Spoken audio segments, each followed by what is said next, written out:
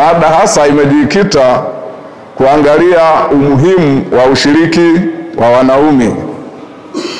Kwa hiyo mimi meneja na timu yako yote niwashukuru sana kwa kutukumbuka sisi wanakaratu, kwa sababu ushirika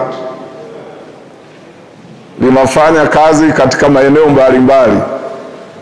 Ingeweza kuelekeza mdahalo huu kwenye eneo jingine au wilaya nyingine, lakini mmeona umuhimu wa kutukumbuka sisi wanakaratu.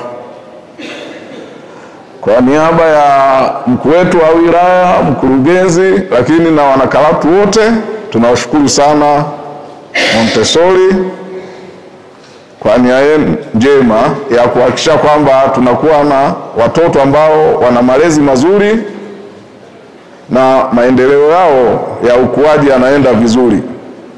Mimi ninaitwa Mwalimu Moses Anei kutoka shule ya sekondari Karatu, na nimefurahishwa na mada hii ambayo inahusu umuhimu wa ushiriki wa wanaume katika malezi, makuzi na maendeleo ya mtoto.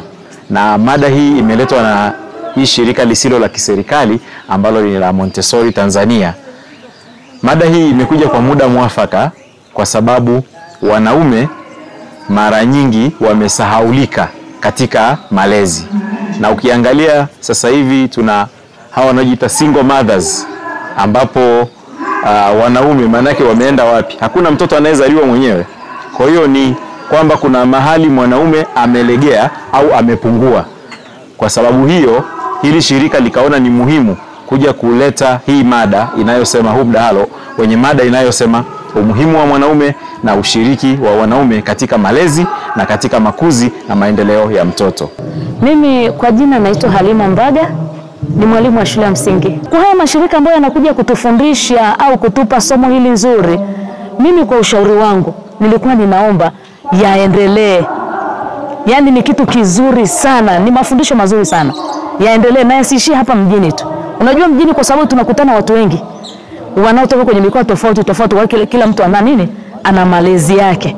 Na kila mtu anaelewa ni namna gani alikotoka, kwa sababu tumeshafundishwa kwamba kuna asili. Mama ametoka kwenye asili yake na baba anatoka kwenye asili yake.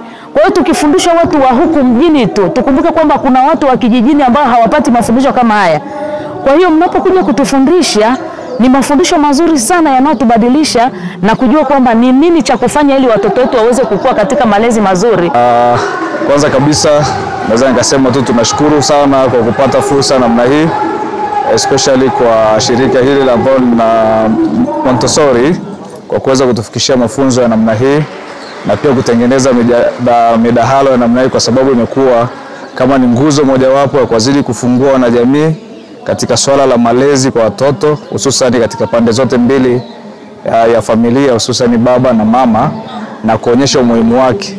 Hivyo nadhani kwamba mafunzo ya namna hii au midahalo ya namna hii inaweza ikatengeneza mwamko mkubwa au chachu katika familia nyingi ambazo zinakuwa zinahusiana na mjadala huu.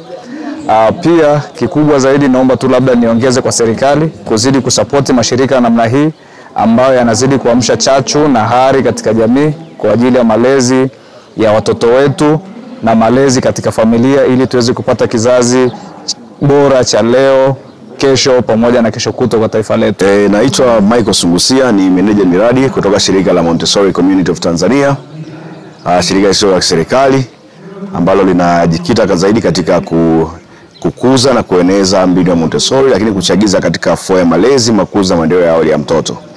Leo tumepata bahati ya kuendelea kufanya katika miradi mingi ambayo tunafanya kama shirika. Leo tumefanya katika mradi mmojawapo wa ushiriki wa wanaume katika malezi, makuzi na maendeleo ya awali ya mtoto.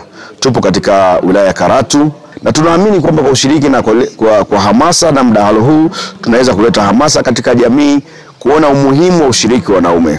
Lakini tumeona jinsi gani kwamba hata tunapozungumzia matendo mbalimbali ya jamii yanayotokea, vitendo vya ukatili wa kijinsia, matendo ya ukatili kwa watoto na wanawake, tafiti zinatueleza na zinaonyesha kwamba matukio mengi unapoenda kutafuta chanzo na wahusika ndio kina nani, tafiti zimekuwa zikionyesha kwamba wanaume ndio wamekuwa wakifanya vitendo vya ukatili.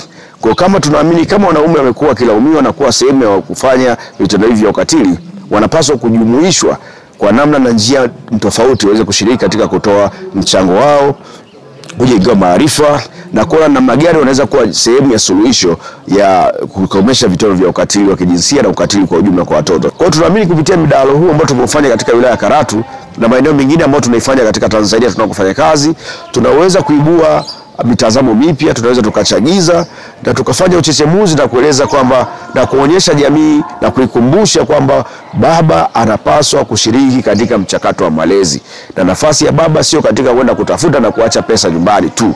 Anapaswa kuwa sehemu na kutoa msaada wa kihisia na pia aweze kuwa sehemu katika makuzi na maendeleo ya awali ya mtoto. Na kwa kufanya hivyo tunaamini kabisa tutakuwa na familia bora, tutakuwa na jamii imara na tutakuwa na taifa ambalo linazingatia ustawi wa watu na maendeleo.